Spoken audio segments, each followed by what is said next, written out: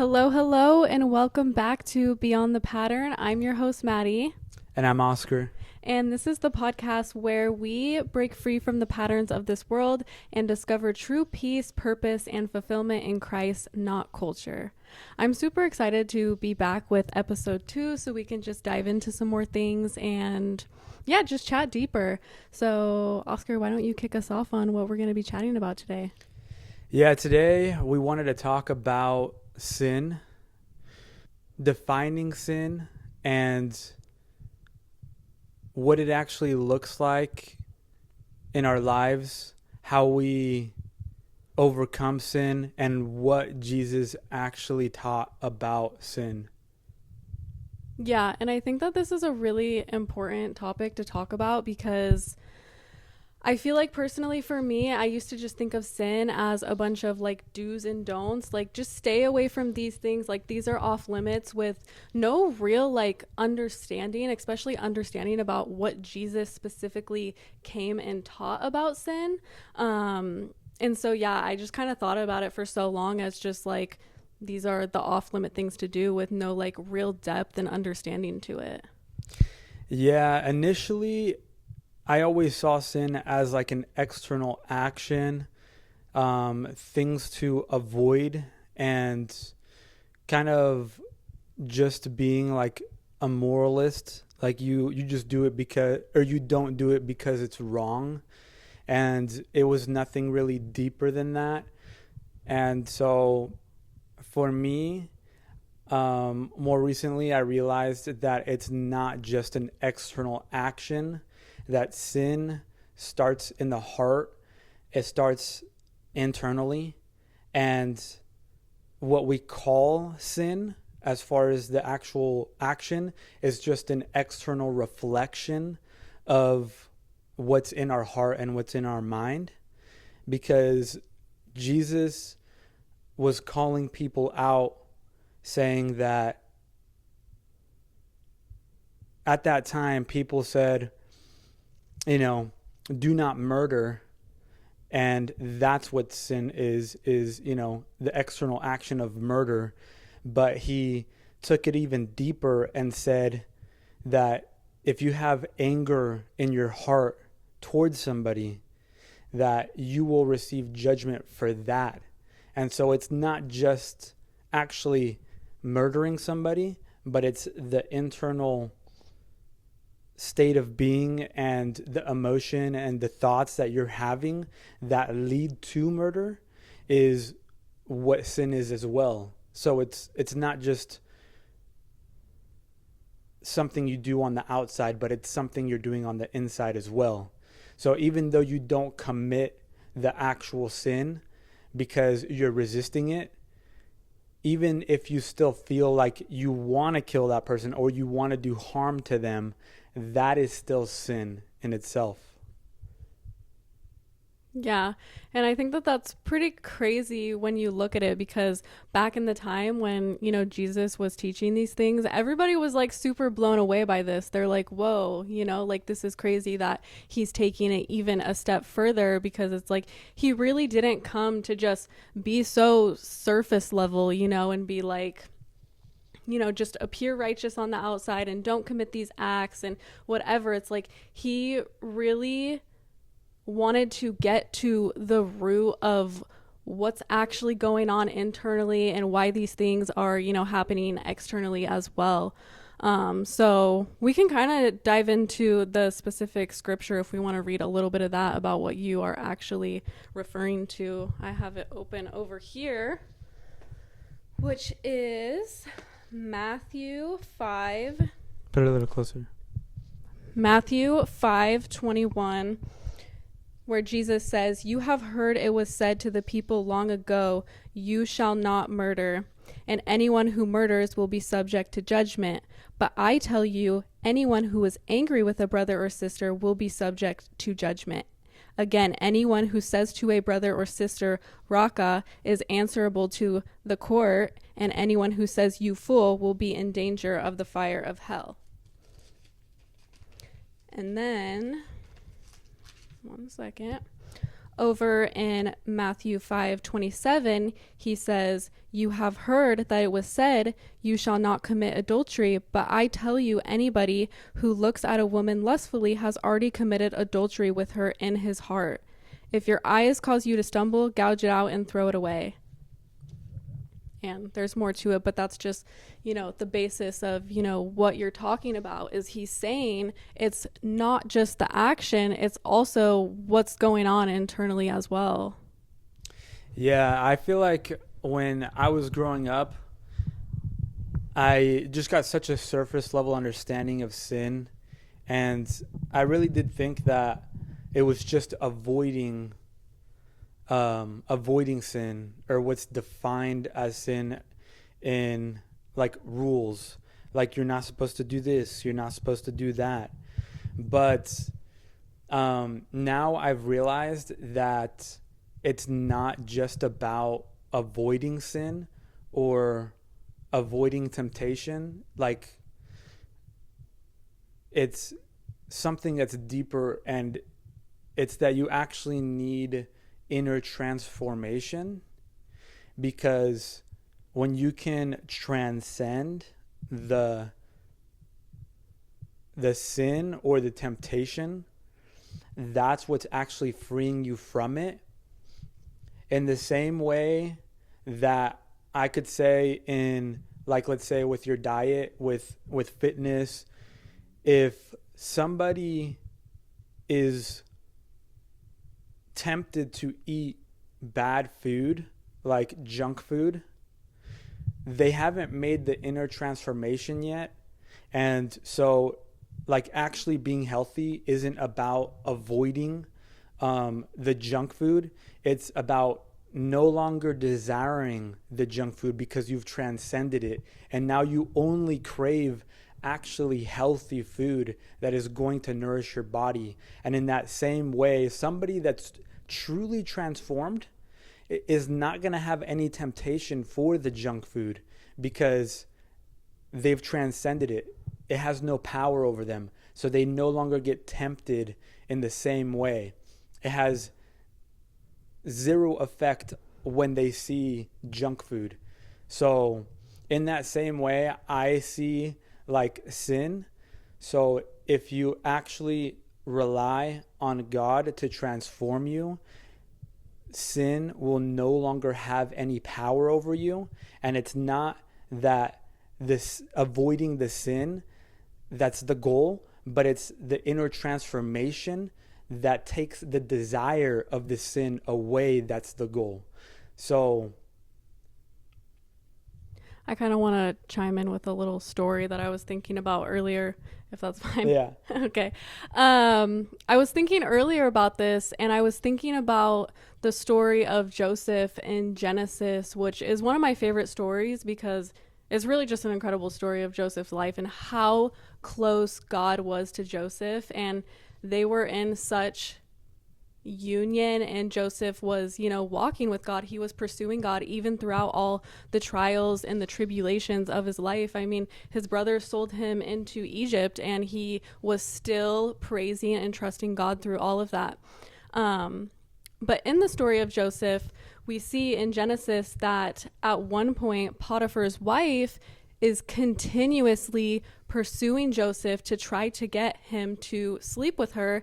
And Joseph is just like, no, like he just flees from that. Like he has absolutely no desire for that. And he's just like, no, like I would not do this to God. Like he is just in such union with God that he absolutely has no desire for that, So I feel like that's just a story that I was kind of relating it to, was because we can just see the closer you are to God, the less that we even desire those things. Like there was no desire there from him to even engage in that.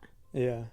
I have a verse that could add to that a little bit. It's in Matthew 15:18 through 19. But what comes out of the mouth proceeds from the heart, and this defiles a person. For out of the heart comes evil thoughts, murder, adultery, sexual immorality, theft, false witness, and slander. So Jesus says sin doesn't come from outside temptations. It comes from what's already in the heart. So the battle isn't a behavioral management, it's heart transformation. Viewing sin in this way helped me understand how to actually make a difference in my life instead of being focused on resisting temptation or being a rule follower, even though I don't want to do those specific things. I learned that it doesn't matter if you're following the rules if your heart is not aligned with it. So if you're still in your heart having bad thoughts, or in your heart you're still mad doing it, it's not actually serving you. You're still committing sin, even though you're not taking the external action to commit the sin. You still have the sin inside of you. It's still dwelling in you. And until you can actually transform and transcend the temptation and the desire and the anger to align with what God tells us to align ourselves with, which is the truth, which is good, peace, and love, then we won't even have the desire to do the sin, and it won't have any power over us. So Yeah, I think that that's really good and that's really powerful, because we really do need to, reframe it and look at it differently and look at what Jesus actually said and what he taught us, so we can be in more of a relationship with him. And we can talk a little bit about too, how we kind of go through that transformation and what that looks like, because it's obviously easier said than done to just like transform and like not have these, like evil desires in our hearts that directly go against God. But I think a big part of that too is what Jesus came to do, which was to have a relationship with us. And that's the most important thing, because ultimately he is the only one, God is the only one that can transform us. It's not something that, we can do and we can align ourselves to be, this type of person. If we're doing it without God, it's just not possible. We need God to fully make this transformation. yeah, and I think that's a really good understanding, because I didn't really know what it meant to actually align yourself with God, or to accept God, or to believe in God. And we see it a lot of different times in the Bible, and Jesus saying that by believing in him is what salvation is, but it's through the language barrier of understanding what it truly means to believe. It's not just someone saying that they believe in Jesus, because he talked about how there was people that were doing miracles in Jesus' name and casting out demons in Jesus' name. And they went up to him and they were like, "Hey, Jesus, we've been doing miracles and casting out demons in your name." And he literally tells them to get away from me. He's like, "I do not know you, you people of iniquity." And it shows that faith alone, by saying that you believe in Jesus, and people that were even doing miracles in his name, he told them to get away from me. And it's because they were doing it with their own pride. And to me, that shows that just because you say you believe in Jesus, and even if you're able to do works in his name using the power of the Father, that does not mean that you are going to get saved. It means, or that you're going to enter the kingdom of heaven. Or you're even doing things for the right reasons. Yeah, it's a lot deeper, because it's like even demons I think I know where you're going with this. You're trying to Right. quote James where it says even the demons believe. Yeah. Yeah, so it's like just because you believe Jesus doesn't mean that you're actually like building a relationship with him and following his commandments, because he says to keep his commandments and put his teachings into practice. So it's like we can know them, but are we living them out? We can, believe Jesus was a real person. We can believe that he was the son of God, but are we actively like pursuing a relationship with him? Are we allowing him into our lives to transform our lives? It's like we can, believe that he was real, but that doesn't mean that our hearts are close to him. Yeah, and I think it's in some of the translations, in the actual original language, it was a little bit deeper. And to believe didn't just mean that you know of Jesus or know of God. It's that you actually know them personally, like having a deep relationship with them and having an undeniable confidence in like your thoughts combined with your actions. So it's not just about saying that you believe. It's not just about knowing that, um, Jesus is the way, but it's that you're actually living it out and seeking a deep connection with God.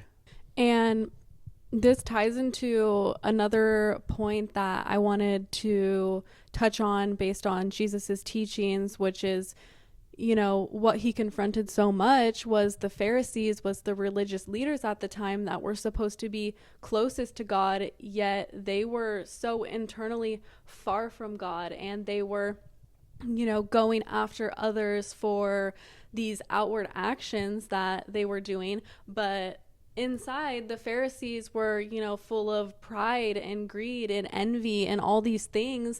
And Jesus confronted them about that, because it's not just about these external actions. God cares about what's going on internally as well. And if our hearts are truly close to him, and if we're truly in a relationship with him, and ultimately, yeah, I feel like the Pharisees just kind of showed us that like you can appear so righteous on the outside by doing all these good things, like they were giving money and they were, fasting and but they were doing it in a way to get attention, to get praise for their actions, and they were not close to God.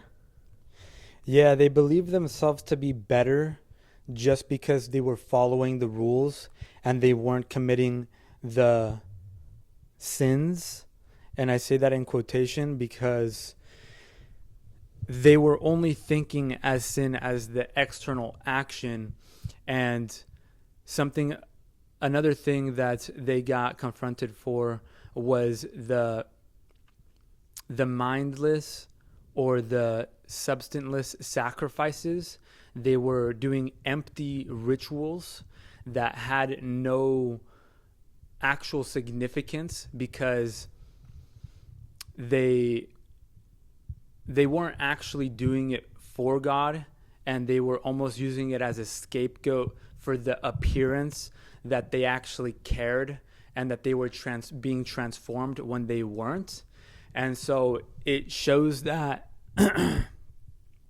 just because somebody that is, on the outside looks like, oh, they're devoting their life, they're externally doing these actions that make themselves look better, but internally they're still sinning.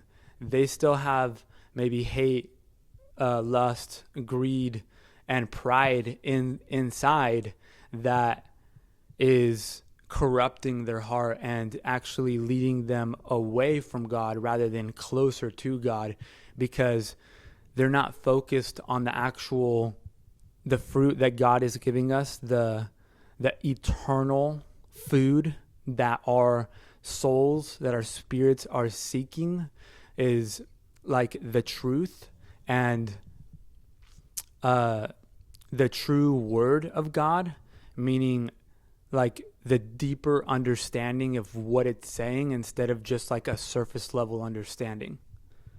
And I think that these are all like important reminders too, because maybe we fall into like one category or another, you know? Maybe we are doing the empty rituals and, you know, trying to appear righteous, or maybe, you know, we have the little sin that we don't even realize is sin because we think, oh, it's not that bad, or, you know, we're not actually doing anything externally, or, you know, just things like that. Yeah, so in one of the parables in John 15, 5 through 6, it says, I am the vine, you are the branches. Whoever abides in me and I in him, he it is that bears much fruit. For apart from me, you can do nothing. The goal isn't to try harder to bear fruit, avoid sin. It's to abide in Jesus. The fruit, like righteousness, self-control, peace, is a byproduct of a union with God.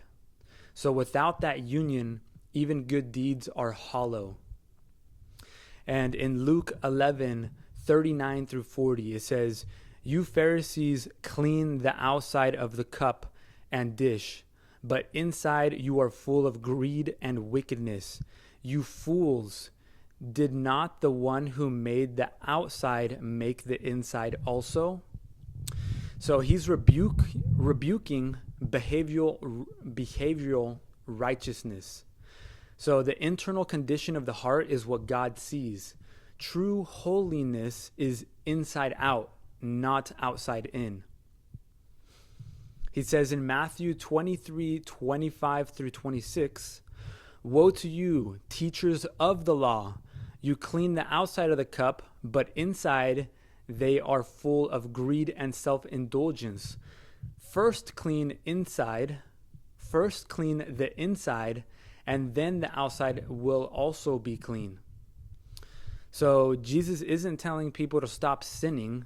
He's telling them to become clean inside, and the outside will follow. So it's not about sin management. It's about spiritual alignment with God. So in Matthew 7:21 through 23, not everyone who says to me, Lord, Lord, will enter the kingdom, but the one who does the will of my Father. I will declare to them, I never knew you. So here, he doesn't define salvation by external works or verbal profession, but matters in relational intimacy with him. I never knew you, he said. To be saved is to be known by God, a union of heart, not just religious activity. Yeah, I feel like that's so, so important. And it's so important that, you know, we continue to just bring these things back to what Jesus actually said and what he taught, because they are the absolute truth. And for me, like, I just noticed this so much in my life, you know, how you really transform and change just through, you know, building a true, genuine relationship with God and getting to know him and spending time with him, and how that really does just affect, you know, everything else in your life. Because I feel like for me, I didn't really understand, or like, I feel like because also like culture and society, they just, you know, they completely ignore sin, and everything is just so normalized. And a lot of times, like I was saying earlier, like it's not really talked about how to, you know, truly understand the meanings and like Jesus's teachings and what the commandments are, and like the deeper meanings behind it, because it does come across as just like a bunch of rules. But as I was saying, is I've noticed that so much in my life is it's not just about trying to modify all my behaviors. It was when I started building a true relationship with Jesus, everything in my life started to change. And like I was mentioning on the last podcast, like God really does change the desires of your heart. And so getting closer to him, he is constantly just like refining and transforming you. And the more you get to know his character, that's how you're going to live in alignment with God. Because if you don't know his character, you don't know that he gives you, peace, and he gives you purpose, and God is love. Like, you cannot love apart from God. How can you know how to love God and love others if you don't know his character and you don't know his word? So yeah, I think it's just like really just getting to know him, and he will constantly refine you and help you through this, because you cannot do it alone. Yeah. And to add to that a little bit too, um, something that I used to think as well is the person that sins the least as far as external actions is what um, leads you to salvation, um, or that's what God actually wants for you. But, as we've talked, it's not just about what you've been doing on the outside, but it's what's going on the inside.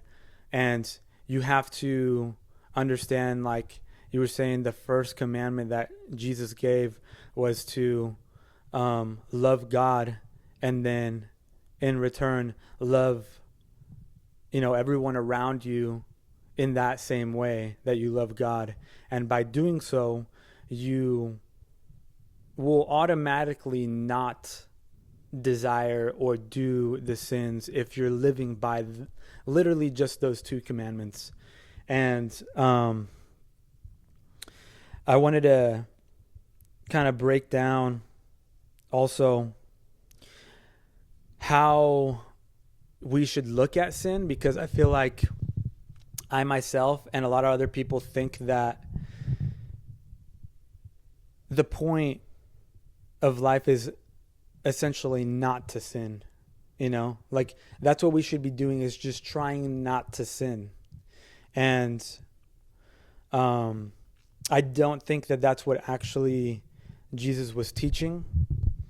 And it's because, like, in this verse, in Matthew 5:48, it says, "You therefore must be perfect as your heavenly Father is perfect."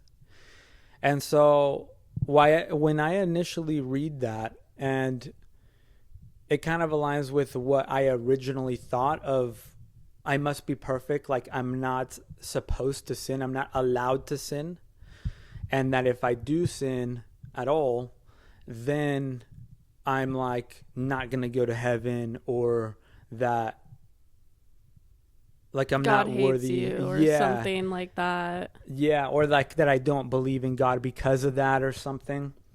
But I feel like this is often misunderstood, like as a moral perfectionism. And perfect in the Greek word actually meant more like being whole, complete, and filled with purpose, and being spiritually mature.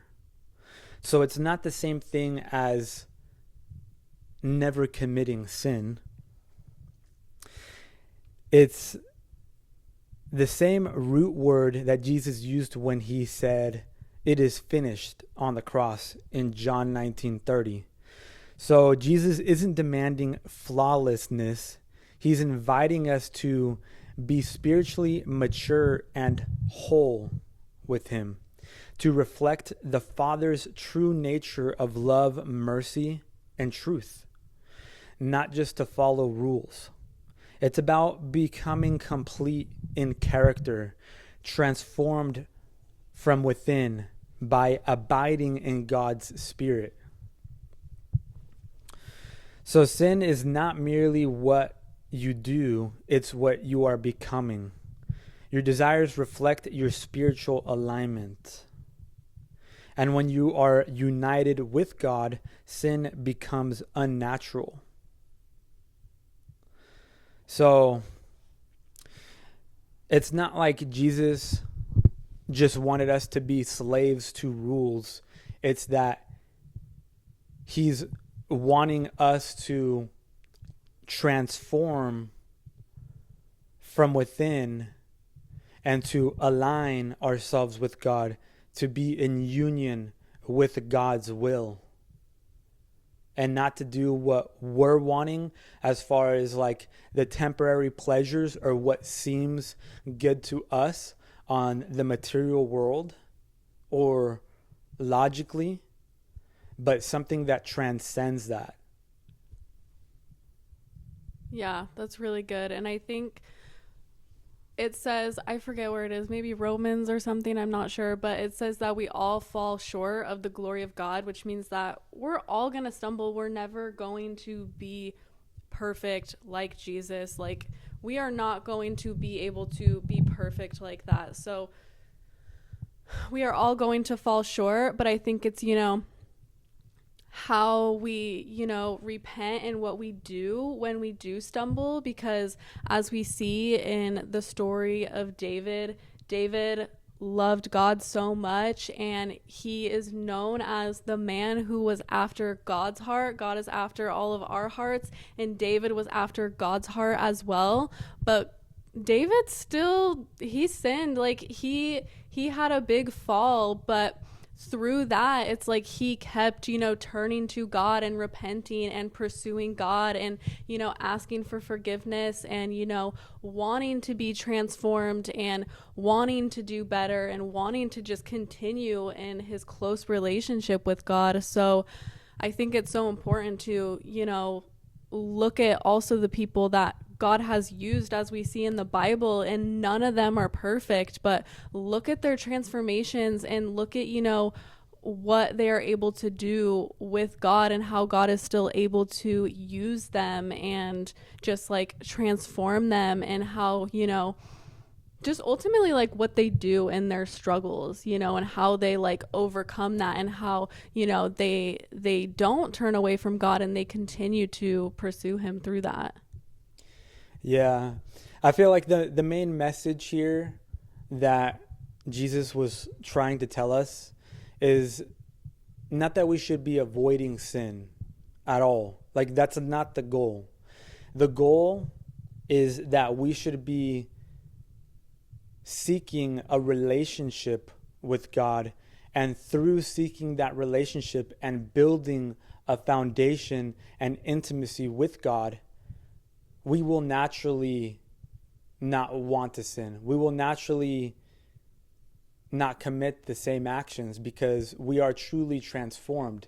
So it's not about sin at all. Sin is bad, but sin is more of an internal condition, a state of being, a sickness in the mind and the heart that leads to the external actions.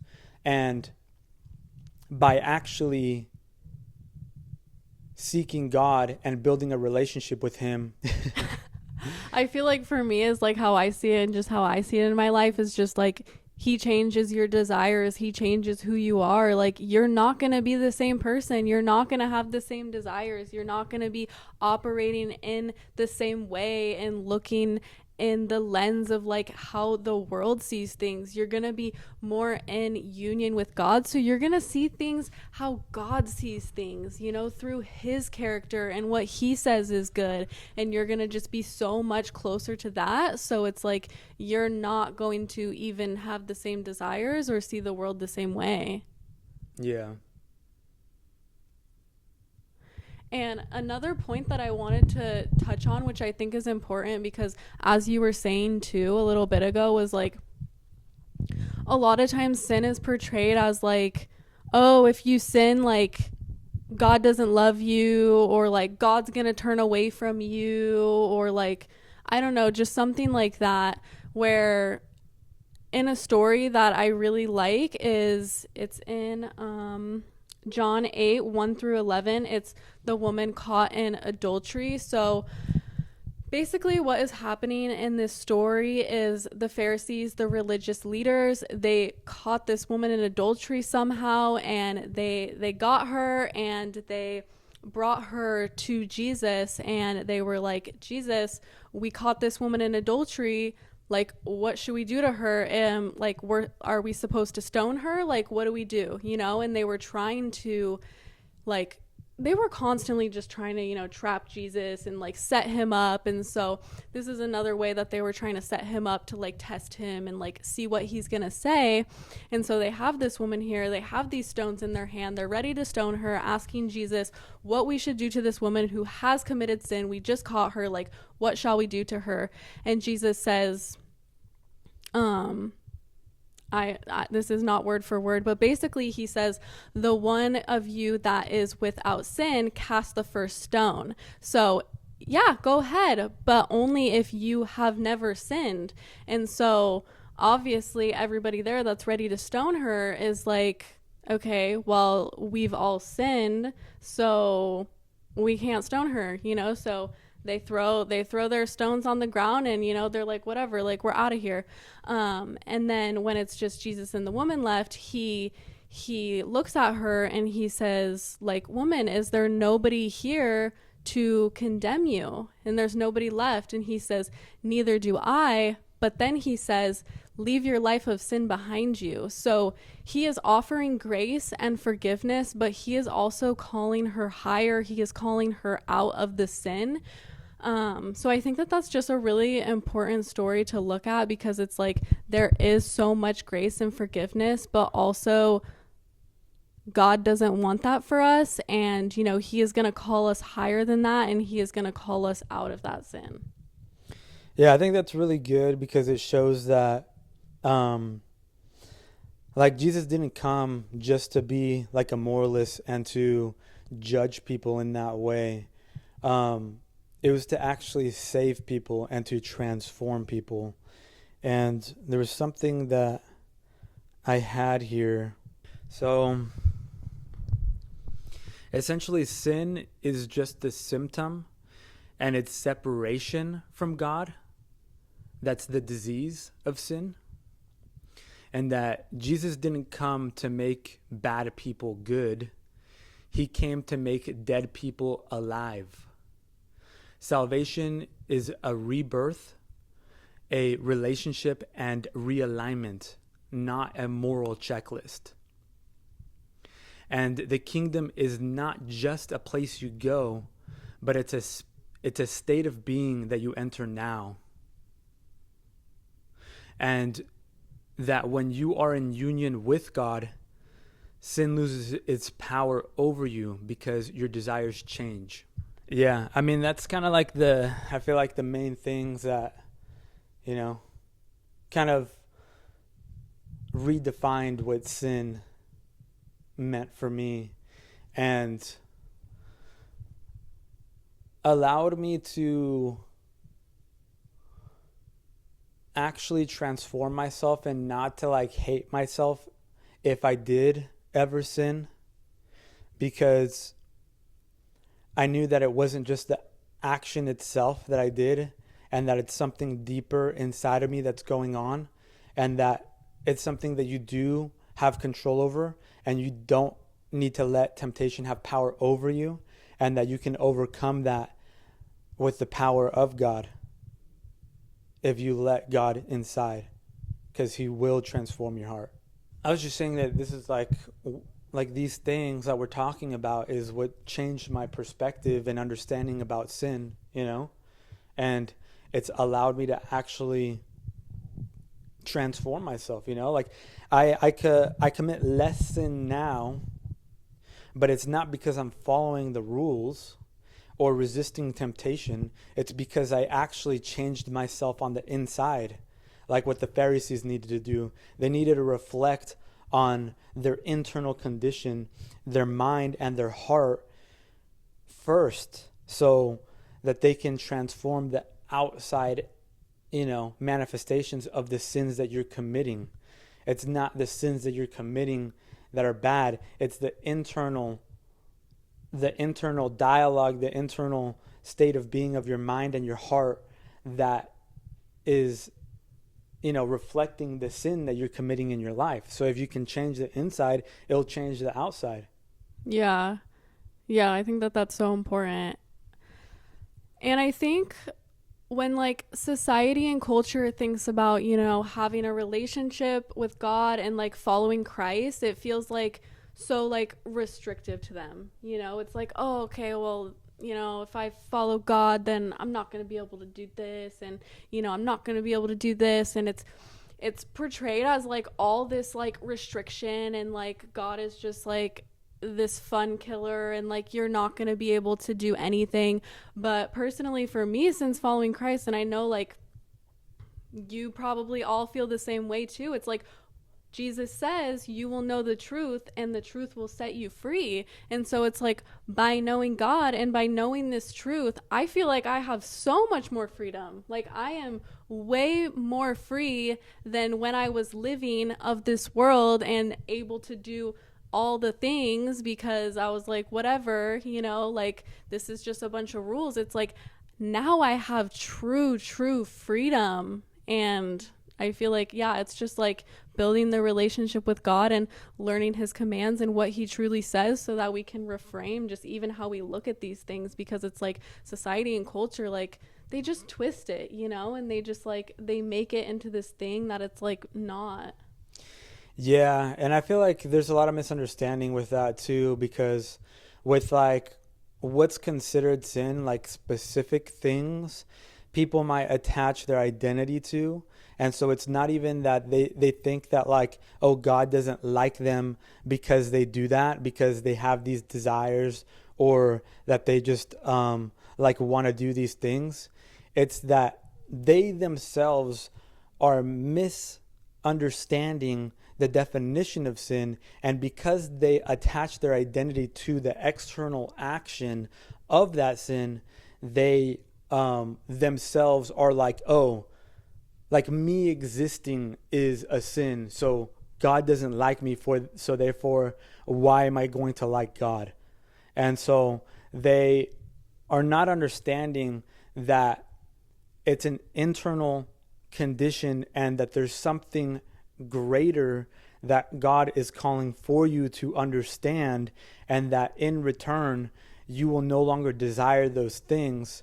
And just as an example, like if I like to drink alcohol, or like anything else, it could be like like drinking to the point where like I'm drunk, and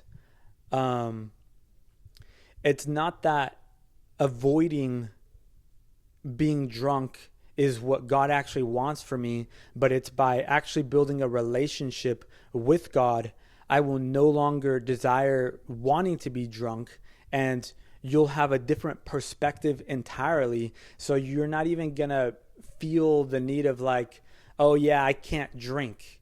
It's like, it's not about that. It's not like a restriction mindset. Yeah, it's not a it. restriction mindset at all. It's just like, you don't need to give up drinking to be aligned with God, but by aligning yourself with God, you will want to give up drinking.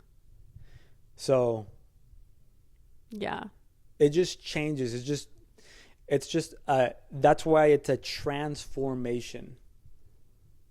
Yeah, and that's why it's a journey too. It's like we can't expect ourselves to just be perfect in an instant. It's like it's going to take some work, but like you said, like by aligning with God, by pursuing him, by being after his heart and wanting a relationship with him, it's like things are going to start slowly happening, and you're going to start getting this transformation that is not by your own power.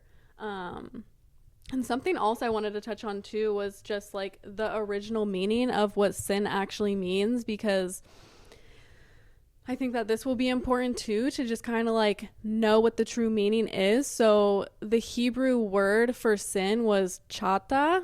I'm not sure if I'm saying that right, but it just means to miss the mark. It just means to fail to hit the target of God's perfect design. It's like when God created us, he created us in his image, and he had a perfect design for us to live out. And so when we sin, we are just falling short of God's perfect design for us and how he wants us and intends us to live, which is ultimately good, because God is all good. Yeah. Yeah, and I think it's a good way to look at it as well. It's not that sin is leading you away from God, but it's that because you're not aligning yourself or connecting with God is what's making you sin. Yeah. And obviously, yeah, that's going to cause some separation, you know? Yeah, it will only continue to separate you at that point. Yeah. But it's not that the sin itself is what's separating you.